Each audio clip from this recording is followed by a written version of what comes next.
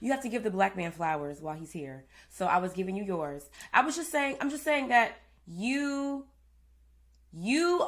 have an intimidation factor because you're one of a kind in this industry.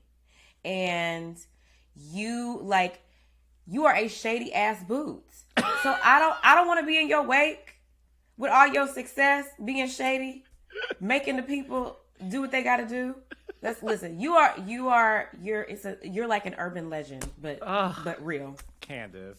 I'm just saying. Okay, well, listen, I did not expect any of this, and I'm not an emotional person, but I'm a very spiritual person. Do you want me to fold you a tissue? I can Right, get no. one. Can you fold me a tissue up at that point? Please, honey. Yes. It's like a paper plane that you make back in grade school, Yes. honey. Yes. That's how your tissues be. But all jokes aside, that has to be the highest compliment anyone in this industry has ever given me. What? Because, no, listen. People give me compliments, don't get me wrong, but in the way you articulated it, in the sense of, look, no one talks about how I'm not gonna cry. No one talks about how I did pave the way for black producers to do reality television, and the many messages I get from black producers. I talked about on this podcast, Candiace, how I was the first black man to executive produce a Real Housewives franchise in general. Yes. And when I decided to step down, I replaced myself with another black man. I said I would like to leave, and I'm going to give the reins to another black man. And to see Eric Fuller as well, who is my mentee. Eric Fuller is one of the executive producers of Atlanta Housewives as well as Potomac. He's the Carlos King of Potomac, honey. Yes, honey. And he's super smart, super creative. He's so sweet.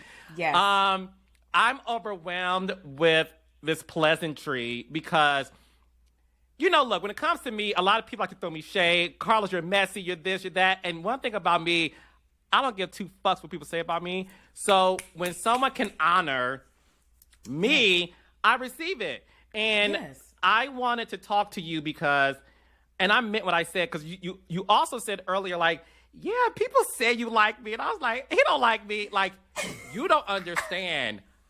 I am a candy girl boy. Like, I love you. I love what you represent. In my expert opinion, you are one of the greatest things that happened to Potomac. Oh, y'all, you're going to make me cry. And let's be clear. Every once in a while, a reality star hops on an existing franchise.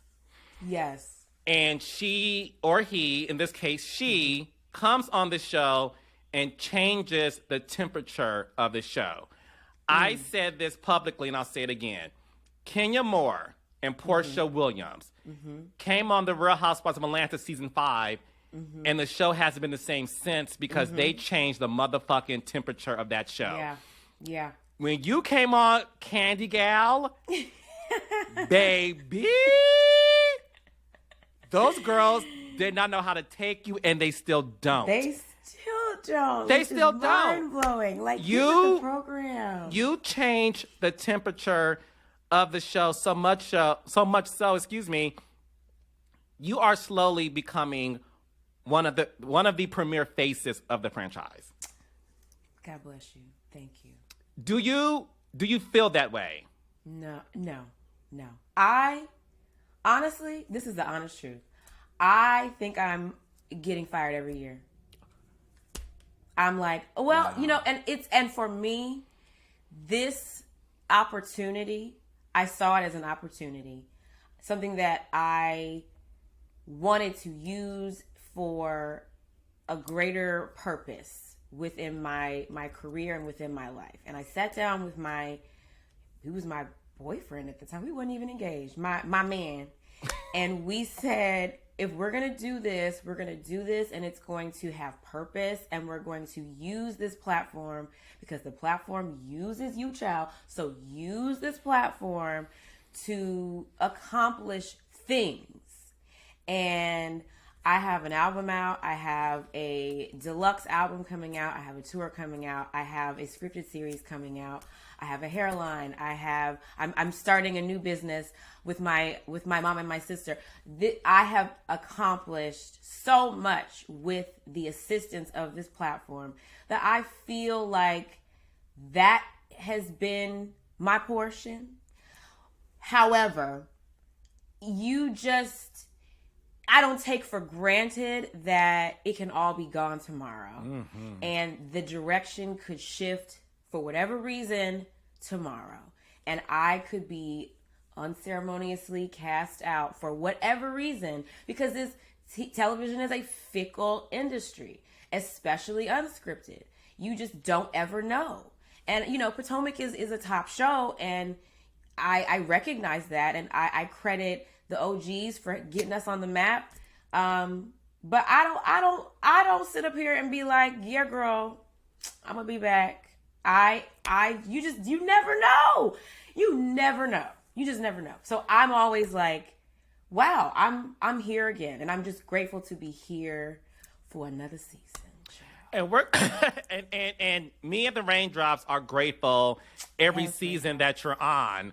I want to talk about the fact that I read somewhere that you prayed for this opportunity to be a Potomac housewife, that you watched the show, and correct me if I'm wrong, but you said something along the lines of, this show is missing me. Did I say that?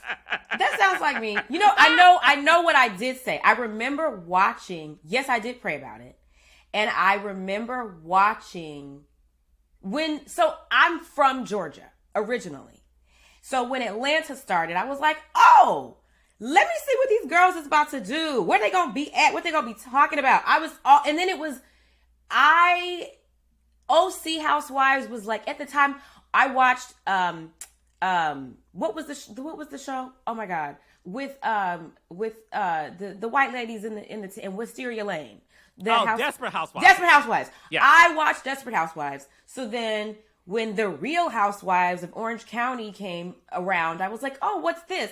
But I was kind of looking with one eye because it's, white ladies talking about whatever white people stuff. That's fine.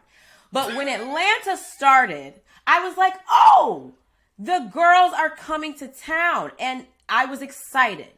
And so then when Potomac started, it was like we're getting another Black ensemble cast within these franchises. Let me turn the TV on. And then because I live in the DC, Maryland, Virginia area, or the DMV as we refer to it. Now it was also a, proximity to what's happening. So let me see what these girls are doing. Who might I know? Where are they going? What's the tea?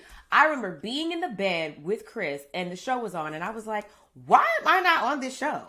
Because these girls ain't doing nothing that I can't do 37,000 times better and with more style and grace. Okay, so what are we talking about? I remember saying that to Chris. And I said to Chris, I need to be on this show because what are they doing? And then I remember getting down on my knees at the foot of my bed. I had a little couch at the foot of my bed and asking God, Lord, this is an opportunity for me to accomplish all of the things that you have shown me I'm supposed to have. Let me have it. And I promise that I will do my best to glorify you in all of it. And literally the following year, I was getting an email from casting. What? God is like, he said, okay. God is really, my mouth is too powerful because I have manifested everything that I have. Everything that I have that you see and that you don't see, I have spoken from my mouth. And I have chills just talking about it because I didn't call anyone. I didn't know anyone on the show. I didn't know anything. They reached out to me, and I believe with everything that I am that it is from that prayer. Oh, listen, my entire existence in this world, material things or not, is because of the grace of God. And Yes. I am a praying man, and every single blessing from this podcast to my late night show to wherever is because of God. So Yes. I believe in the power of prayer. So when you say they reached out to you but you had no connections with the current cast at that time, how did they find you?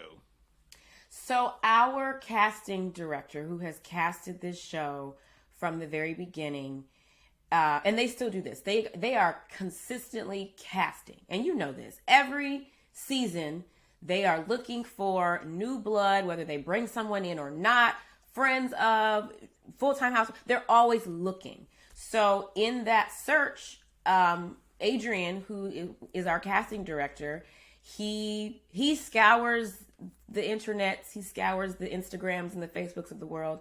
And there were degrees of separation between myself and Ashley, myself and Katie, where our orbits maybe sort of could have overlapped.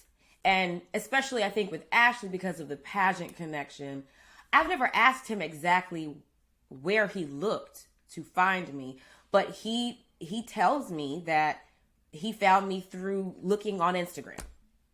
And that's, yeah. And then my business email was connected to my Instagram. My pageant consulting firm at that time was connected to my Instagram, and they reached out to me through that email.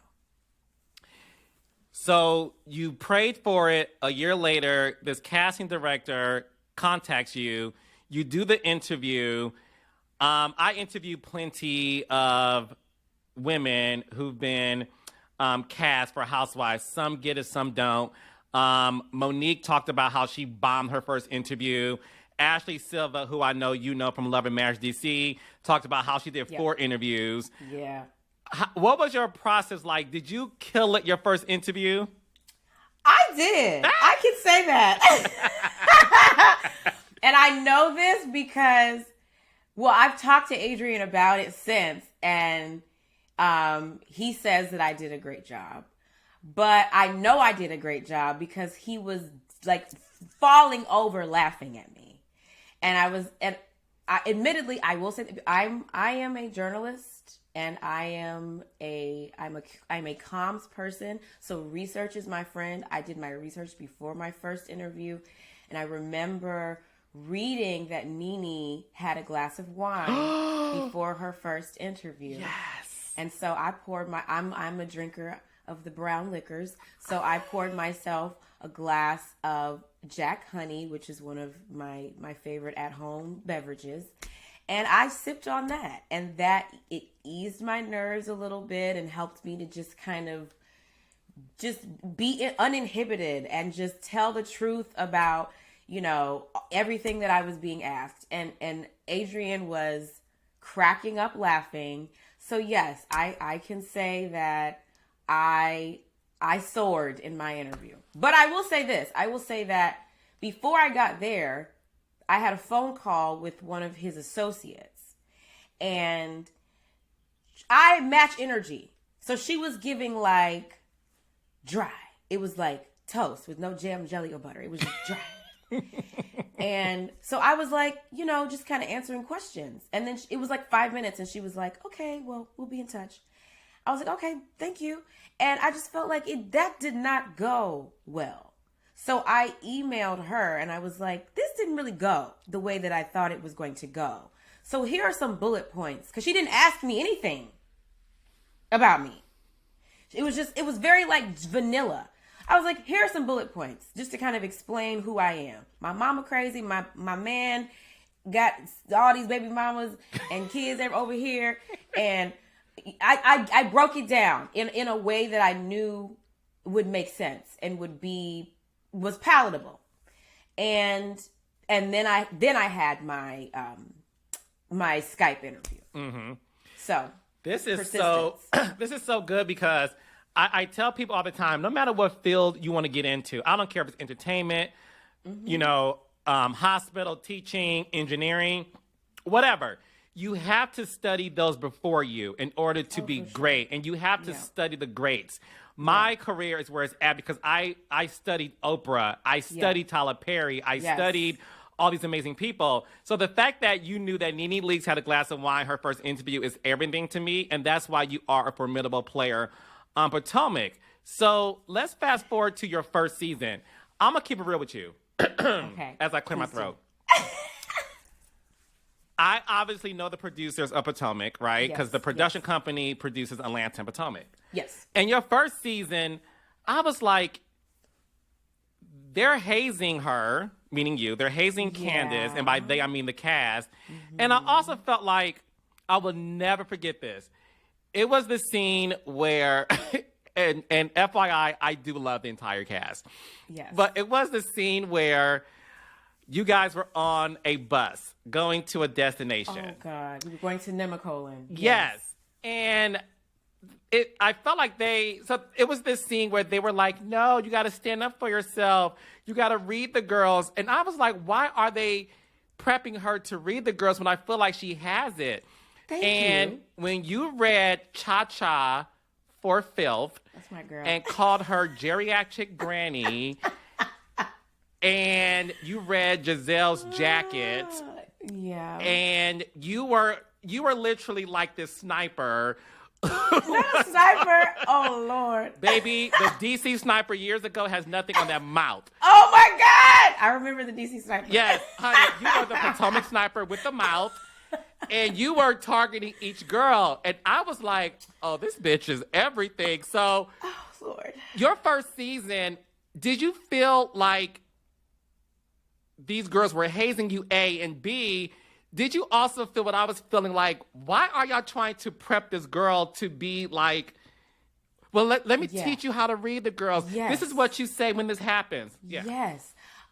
So there is an instance that I see all the time online where people say, Candiace got to that first lunch on that trip and was, reading at the table because the girls had told her in a previous scene that she needed to do that. And I always furrowed my brow at that because Candiace was always going to give what needed to be given when the time came. I don't ever like to pounce before, the dough has risen. And that was coming regardless of what advice I received. And I receive all advice. Give it to me. Bring it here. I'm gonna filter it and see what I need to take and what I need to leave. But I resent that the general public seems to think that my trajectory on the show was so because of what someone told me to do. That was all me. Like this, my mouth did not start when we hit play on Potomac. I was always on punishment for having a smart ass mouth growing up. Okay, and if you've met my mother, you know why, because the sharp tongue comes from her. So yeah, I at that point I was fed up because don't sit on this bumpy bus, and tell me that my mama paid for my ring, girl. Like, tend to your business and the dwindling diamonds in your ring, okay? Like, leave mine alone, or lack thereof, because half of y'all ain't have no ring, nor a man to gift you one. So I like that just sent me over. I was like, what? And then it was because I'm petite and I have like a cheerleader energy, as Gizelle said in my first season. I own that. I'm a bubbly personality. I think these girls thought that they could run me over. But as I always say, you bring grenades to the party, I have rocket launchers. So.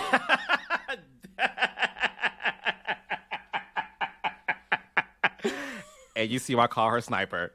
So when you wrapped your first season, did you think you would come back for a second season, knowing that obviously the wedding was the opening of the following season, but did you feel like, okay, I did a great job, or did you feel like, oh, bitch, I may not come back, and what the fuck? I didn't know. And at that point, I wasn't thinking about it. I think I was just kind of going with the flow and being in the moment.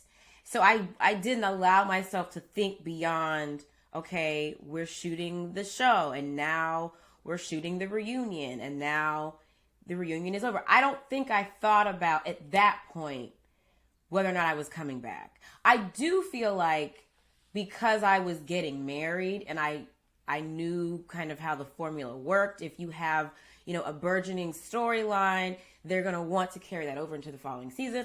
I think we probably did talk about that. And I think that there were conversations between myself and production about what my wedding would look like if they were to film it. So I kind of felt like I would come back, but I didn't really question it at that time. But I found out later that one of our SVPs said that they were not sure about me until the reunion.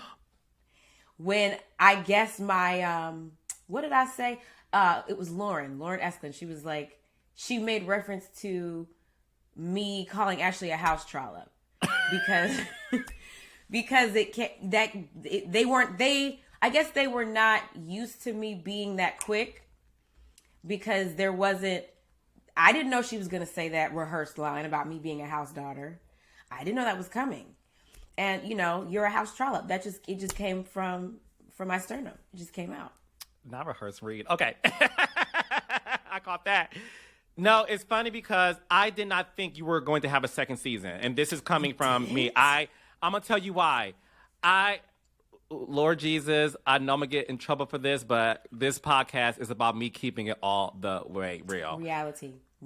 It's reality. And the first four letters is REAL. Yeah. Boo-boo is real. Yeah. I did not think you were coming back because I didn't think you were set up for success. I did not think that. And you are the reason why I tell people you should always give a housewife a second season because you never know. Claudia Jordan will always go down in history as the most underrated housewife because she deserved the second season. Disenfranchised. Absolutely. Yes. So your second season on the show really showed why you are a formidable player. So much so, you literally get into with everybody and you hold your own. And to be a petite woman, what I love about you, and I know you read upon Nene Leakes drinking wine, and that's what made you want to, prepare for this interview you had with the casting director. You are on your way to becoming an icon like Kenya Moore. And hear me out. Okay. Pageant background. Beautiful chocolate girl. A wordsmith. Intelligent. And me working with Kenya, I always knew that the issues that Kenya had with some of the women, I'm not going to name names, with some of them was, Kenya, you're not only beautiful, but bitch, you're smart. And you know how to read. And when you read, when Kenya Moore season 7 at this group event where they had the doctor there, the therapist, his name is slipping my brain, and she said, you are a revisionist historian. Me and the producer said, what the fuck does that mean? And I literally Googled that, and I said, this bitch is so smart. And all the other housewives was like dumbfounded, like, wait, is that a read? What? You remind me so much of Kenya. And one thing that you are vocal about on Twitter is you feel that because you and Kenya are dark-skinned women, people love to villainize the two of you when y'all light-skinned counterparts can say the same thing or worse. Precisely. They don't get the same treatment. And you really do say that a lot on Twitter. Can you talk to me about that, please? Yes, I have not experienced colorism in the way that I have on this platform anywhere else in my life. And I grew up in predominantly white spaces. I have been the token black girl in a lot of rooms. And even in those spaces, you know, you get the, oh, you're pretty to be a black girl. You get that. But the colorism is nuanced, and it's often felt within your own cohort, within your own community. And I guess because I didn't have much of a community that looked like me growing up, that wasn't something that I was ever aware of or really made privy to until later in life. And then even then, it still was just never on my radar until this show. And, you know, I am doing my job and cussing and fussing and carrying on in a way that is similar to, I'll use Ashley as an example because we're similar in age. Mm-hmm. They kind of she brought me onto the show expecting, I think, that we would, you know, have a rapport. And, you know, Ashley is one who she can get bucks, she can roll her neck, her eyes can pop out of her head. She'll, you know, she gives you what needs to be given in the moment. And I started to notice, knowing that Ashley had given us those moments, those aggressive moments, that my time in giving those same moments were harped on much more intensely. And I really had to take a step back and say, what is it? Because at first you just say, what? Like you're just kind of dumbfounded. But you're saying that I'm aggressive, but we just watched her like get in somebody's face and do the finger and roll her neck and do all that. So it just dumbfounded me at first, but it took me having conversations with my real smart friends, my off TV friends, to realize what I was experiencing was colorism. And it really, there was a conversation that we had, I believe on a reunion, where we were asked by Andy, I think, if we think that colorism exists on the show, and most of the women said no. Mm-hmm. And I will say that I don't know that the cast is necessarily engaging in it. Maybe there is some dog whistling, but it certainly comes from the audience. And I think that the beneficiaries of colorism have a responsibility to call that out, and I don't see that happening. Myself, Wendy, you know, we can scream it all day. You know, it literally is attached to racism. The oppressed we can't speak out. We can, but the liberation and the change and the overturning comes when the people that have the power are speaking out against it. And to deny that colorism exists is doing a disservice to all of us. No, and listen, one of the examples that I'll give too is, you know, one thing that Ashley and you do is y'all can read for filth. And I am a fan of the both of y'all's, right? Because I think you guys are just fantastic reality stars and just know how to, like, give great scenes. So, for example, you called Ashley wide body and got read for that. Meanwhile, Ashley made fun of Cherie's saggy titties, but did not get read, you know, much of a scorn reading for that.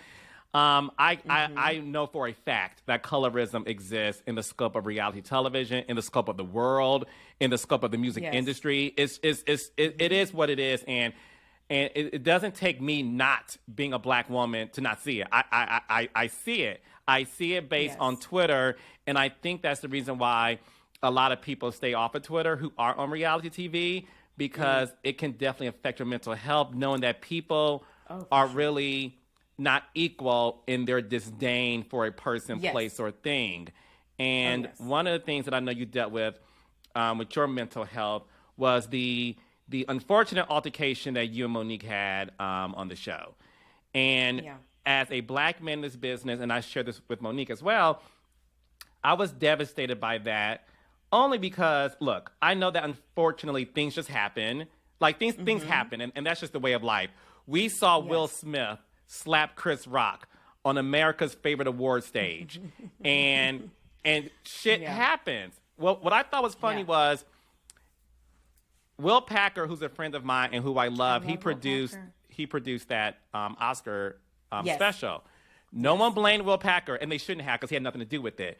Right. But when black people are having a bad moment on reality TV, they blame Carlos King or they blame the other producers. And one of the things that I loved about your conversation that you had on camera and off camera was the fact that everybody saw the error in their ways, right? And I thought it was so special to at least have that honest conversation. How were you able to get past that? Because I know that for some people, it would have been hard to return to the show. I don't know that I am past it. Oh. It's because of the backlash that I received due to the acrobatics that were orchestrated by some. There are still people who, I mean, there obviously are strong opinions about that season. But to quote the ancient African proverb, revisionist history is a motherfucker. It's so easy to sit back and watch and decide that you know what happened in any space. And that's what reality television is for. It's an escape. And that's what I understand that my role is in this space for a lot of our viewers. But when the game is not played by the rules and people who can't control their emotions want to get out of control and change the way the game is played, it becomes less about entertainment and more about this is my real life, and I still have a lot of thoughts and feelings about the revisionist history. I obviously don't let it, overtake me. And I think that God has prepared the most immaculate table for me before all of my enemies. Therefore, I have no need to harp on whatever. However, it's not something that just goes away. And I think Lorraine, one of our SVPs, who's a dear friend of mine, her name is Lorraine. She said in Not All Diamonds and Rosé that, I forget how she said it, but I talked to her at length for hours upon hours during that whole season 5, and she sort of accurately emoted for me when she said something to the effect of, I think Candiace was blindsided and she was really hurt by the chain of events because it's not something that she ever expected to happen. And she really thought that she was dealing with someone who she thought was her friend. And for her to put that into words, that it was just shock. Not so much, and I talk about this on Girls Trip too. Not so much the physical part. That wasn't the shock. The shock was the spinning and the lying and the revisionist history that still reverberates amongst people who are just committed to misunderstanding me versus looking at facts and actually going back and reviewing the edited season. Mm-hmm. So yeah, it's an evolution that is still evolving. Knowing that this happened a couple of years ago, and Monique is no longer on the show, is there a world, knowing that you're spiritual and you, like me, you're God-fearing and we love the Bible, and God talks about forgiveness. Is there a world in where you're able to forgive Monique and or be friends with her again? I think I have forgiven her for me, because that's my salvation that's at stake. I have forgiven her for me. I think it's impossible to move into a space of friendship with a human being who continues to live in delusion and in their version, in their revisionist history. This is someone who still goes into public spaces and calls me a child, when the child is the person who can't just let it be, give it a no comment, or when these conversations come up, when these questions come up, it's about me. I'm not interested in insulting or creating unnecessary contention with a non-factor in my life. And again, there's too much increase in my life for me to, to go to that negative space. So no, the short answer is no. It just, you can't rekindle something with someone who isn't there. And I also just, that's just not my portion. I don't need friends like that. No, that's understandable. And, look, one thing we're here to celebrate is the new season of Potomac. I have said on record, and people like to throw me shade for saying this, because they think in order for me to compliment somebody, I have to diss them in the same sentence. Like a lot of people, I'm just going to say it, a lot of people are surprised that I'm a huge Candiace fan because I'm a Monique fan, and Monique's on my show. You know what I mean? Like, yes. I always tell people, like, I am a black man in this space, and I truly love everybody. And people's beefs are not my beef. I'm not a female rapper. Yes. I'm not going to get do you know what I mean? Like, I'm not picking sides in terms of what people go through. Like, yeah. I love everybody. I love you. I love Potomac. Potomac right now is my favorite franchise. Potomac right now is the #1 most entertaining Housewives franchise in the world, and it has been for a couple of years. I love this show so much. The trailer came out, and it's explosive, and I'm looking forward to it when it debuts Sunday, October 9th at 8 o'clock 7 Central. Yes. In the trailer, we saw some issues going on between Chris Bassett and Gizelle Green Eye Bandit Bryant, where there's these accusations, if you will, that Chris has been flirting with Gizelle. So I want to ask you this. Is your husband, Chris, attracted to Gizelle? You would have to ask him that. But, I mean, I would say no. I know we did a scene. I don't want this. They don't like us to say scene. We had an event at Karen's house 2 years ago. It was a couple's date day. And one of the questions was, if you had to sleep with somebody else in this group, or something, if you had to date someone else in this group, something like that, who would it be? And everyone answered except for Eddie, because Wendy was giving him the eyes. Period. Right. And, for me, and Chris said Gizelle. And I also guessed Gizelle. Only because, Gizelle is very flirty with Chris. Ooh. And Chris flirts back with Gizelle. Oh. And this happens in front of me. And it has never given me pause or made me feel threatened in any kind of way, because Chris does not want Gizelle's 50-year-old puss. Why would he want that when he has this? So it also just kind of gave me, okay, this is excess, flirtatious.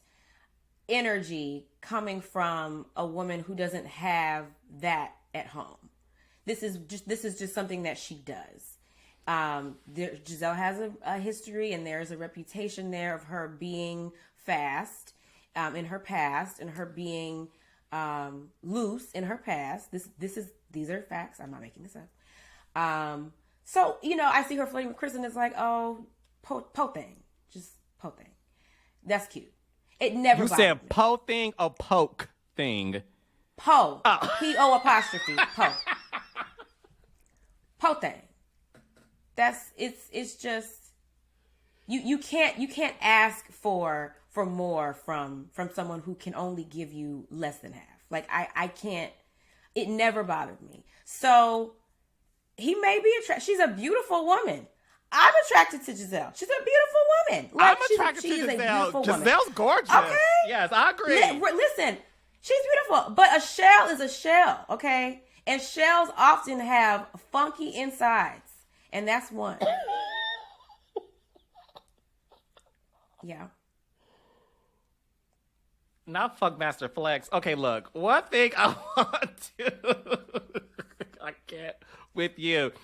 What's interesting, though, is... And I'm going to get back to Potomac. But what's interesting is, after you guys wrap Potomac, you then hop on Ultimate Girls Trip with Gizelle. Ooh. And y'all went to the Philippines. And a lot of people were weirded out about... Thailand. I'm sorry, Thailand. Sorry. I'll do that over.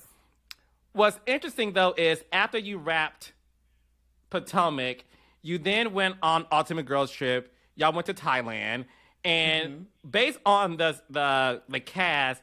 It seemed like it was buddies from each franchise. Salt Lake City had Heather and Whitney. Miami had Marisol. And, oh, God. Ooh, is that shade? No, it's not. I just am bad with names. Me too. This is shady, and I love Alexia. Okay. I love Alexia. And I love her, too. We follow each other on Instagram. Okay. And then it had Gizelle and Candiace, and we were all confused by that. So how was it on Ultimate Girls Trip? Because the second installment was amazing. Dorinda's house, it was funny and dramatic, and it was everything. Yes. Did y'all live up to the hype based on the fact that you had to be with Gizelle for for 2 weeks, I think? Yes. 10 days of just unadulterated hell is what ensued in Thailand. I was ready to go. The girls as a whole wore me out. I was worn thin, just talking to I don't talk when I don't need to talk. Like if I don't have anything to say that is of substance, I'm just going to sit back and clutch my pearls and observe. These girls, some of them, they just it was just, I don't know if it was like fighting for a camera time or, this is an accelerated version of Housewives. We have 10 days to get what we need. So we're going hard in the paint. I don't know. But there was so much talking that I just don't know that needed to happen. I was surprised that Gizelle and I were chosen. I was surprised that I was chosen. I always thought that when it was Potomac's turn to do Girls Trip, it would be Gizelle and Karen, because that's who the network pushes as the faces of the show. I mean, that's girl, I catch everything. Yes. Okay, that's who they push. So I was fully expecting Gizelle and Karen. So it was me, and I was like, well, sure, I will pack my bags. I'm there. Gizelle and I'll just say it did not end well. It did not end well. And it didn't end well. Okay. Well, how did it begin with Porsha? Because you and Porsha have publicly said things about each other that a lot of people took as shade. Yes.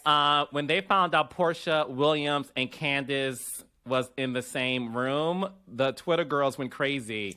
Yeah. How did it go with Porsha? You will be surprised. And that in good ways and bad ways. it was a very interesting time with Porsha. I don't want to give anything away, but it was an interesting time with Porsha. She is something else. My last but question. So am I. Oh, we know you are, sis. Because I was going to say that goes to my question. Porsha is a shady queen, and we love Porsha. You are a shady queen. Answer this for me. Oh, Lord. Who did you get into it the most on Girls Trip besides Gizelle? Oh.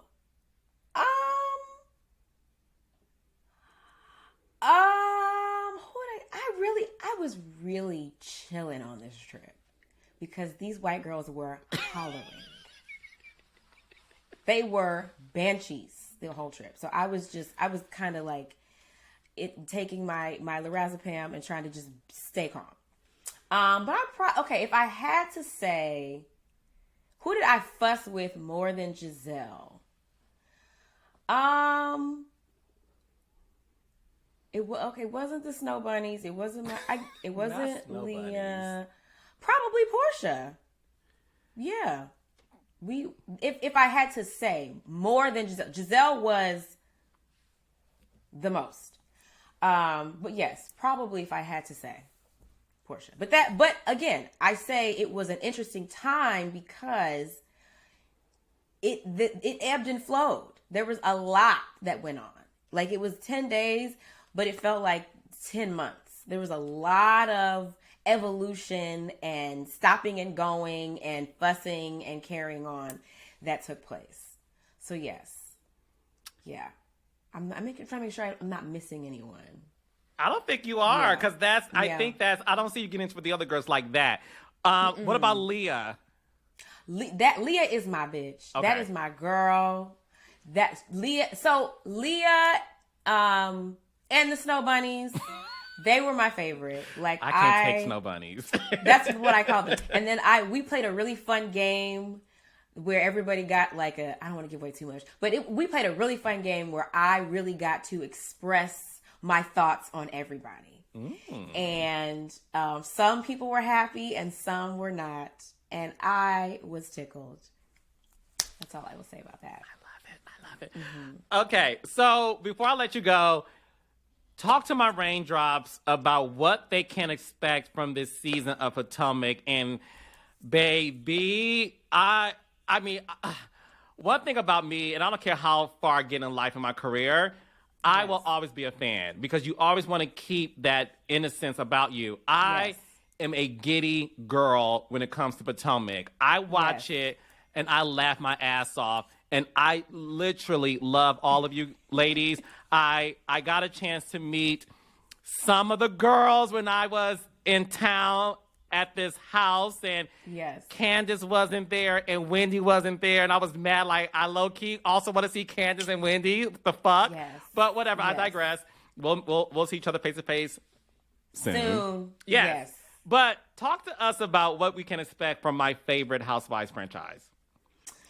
This season, for a lot of reasons, I think is maybe one of our best. And I know it's easy to say that, but this is probably one of our best seasons because everyone gave something. And I also love when a season gets to the end and nothing has been spilled. Atlanta has gotten really bad about that, like stuff leaking and you're finding out storylines and things that are happening amongst the group before the season airs, and it just ruins the experience for the viewers. Not a whole lot got out about this. You know, the little altercation between Mia and Wendy kind of got out. Side note, I was coming from shooting my scripted series, so I got to the trip late. I'm mid-air, and I'm getting texts from my manager telling me, were you in a fight? And I'm like, what? These people sat up here on Beyonce's internet and tried to say that I got into the fight with Mia, that it was me. And I'm literally in the air. So that got out. But you don't know what happened. Let me make it clear. You don't know what happened. Even what you see in the trailer, you need to see the whole thing. But I think everyone gave something personal within the group. The dynamics shift so quickly. I think this is the fastest we have moved in this group. Just like the ebbs and flows within the couples and the thruples and, the 6, 7 of us. Our friend of the show, Jacqueline, that thing came in there and pulled our wigs off. She was doing 3 much. It was so intense. Not too much, but 3 much. 3 much. It was so intense. So you are going to be entertained because you're not going to be able to keep up. You have to really stay on your toes and take notes for season 7. Not to shade other franchises, but sometimes things can drag on and carry on and you just never hear the end of the things, honey. Season 7, it's like boom, boom, boom, boom. What's next? We're friends. Now we're not. We're cool. Now we're not. We're, cussing and now we're in the bed together. It's like, it is so fast paced. Yeah. Even I couldn't keep up and I was in the mess. No, I love it. And I have to ask this though. You ladies were the dark horse. You ladies, to me, were the stepchildren of the franchise. Yes. Do you ladies, and I'm being serious when I ask you this question, because I want reality stars who are fans of this podcast to hear this. Please hear this. When I watched Potomac, I feel like all of you ladies said, we need to be the best show possible. And we are going to work together to be number one. Not scripting stuff or having fake beef, but like we're all going to put in the work. The kids like to call it clocked in. Like I feel like you ladies had a meeting and said, we need to clock in and be number one. Because every season is so damn good. Yeah. Did you guys have this camaraderie and this sort of pact that we are going to give everything to this show to become number one? I think it's unspoken.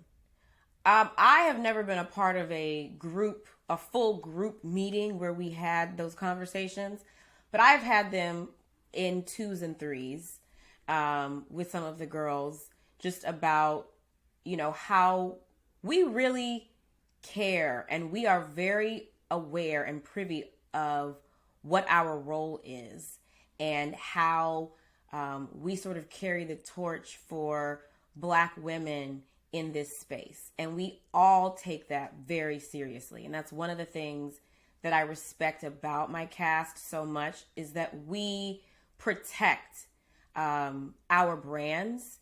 We protect the way that we are portrayed, and we take that very seriously. Give or take a few that may not be here anymore. So I think we all are intelligent enough to know when it's time to clock in and when maybe we need to sit back and allow, others to step in. That was one difference between my cast and Girls Trip. I'm used to being in a group where we allow each other to speak because we're thinking about the audio guy and how they're going to have to turn this one down so that you can hear this one talk. So we are very aware of, okay, let's let, Robin have this moment to explain what she's saying.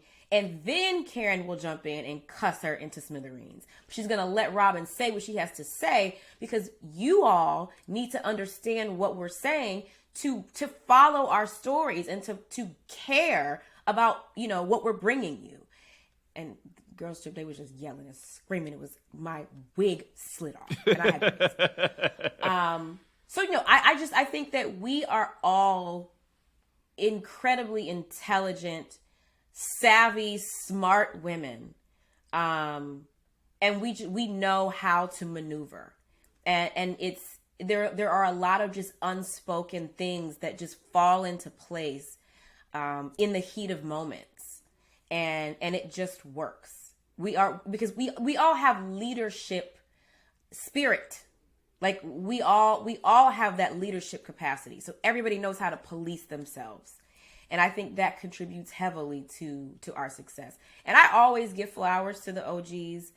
I want to say is this not the most OGs at this point It in is. a season? The Real Housewives. That's not a small feat. The Real Housewives of Potomac has is making history in terms of having the most OGs return for a consecutive 7th season, which is Gizelle, Robin, Ashley, and Karen. That has never been done in the history of the franchise.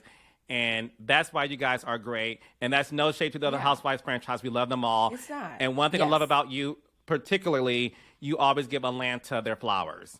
And all day, every day. And I will continue to say it because Same. I loathe the comparisons. We are not the same, and that's a beautiful thing. And we would not be if it were not for the path that they laid. The tweet, I see it all the time. Atlanta walked so Potomac could run. I will say it until I have no breath. It is, and I was a studier and a watcher and someone who just respected immensely what this ensemble cast of powerful, entertaining as hell Black women were able to do for reality TV. Bravo would not be what Bravo is without Atlanta. Carlos King would not be the king of reality television without Atlanta. And I will always give Atlanta their flowers. And look, I know a lot of people like to shade Atlanta about not being at its best. And listen, I'm very honest about my feelings about the way the show has been the past couple of seasons. But make no mistake, it will always be the greatest reality show of all time. Yes. And because of Atlanta Housewives, all of us get to eat at the table in which they prepared. So let's make that very clear. Thank you, Candiace, for saying that. I can talk to you all day. I know. I'm going to see you soon, though, so we'll be good. But let the girls know where they can follow you, support your burgeoning music career, and everything else. Yes, I am going on tour starting October 19th. There are still tickets available, I think, in every city. DC is almost sold out. Chicago is almost sold out.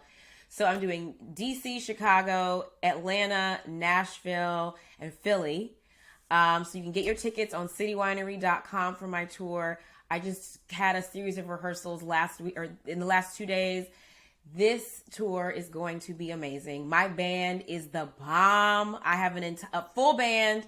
So we're giving you music, we're giving you vibes, we're giving you choreography. I have dancers, we have smoke, we have diva fans, honey. We have costume changes, we have wigs. So get it, and vocals. The most important thing, we have vocals. The mic is on. So the mic will be on. I promise you that. So get your tickets to the City Winery tour. We get on our bus. We're going across the country, honey. It's gonna be a time.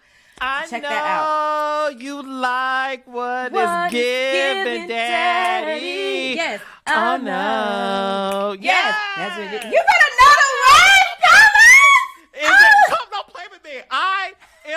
Y'all don't get it. I'm a fan. I did a video. Oh my I never even met this girl. And when your first single came out, I See You. I did a video on Instagram in my drop-top Porsche, period. And was like singing, I love your music. That's right. I remember that. Yes. This is real. Like, I am a Candy Girl fan. I love you. Thank you for blessing this podcast. And I will see you soon. Very soon, darling. Yes.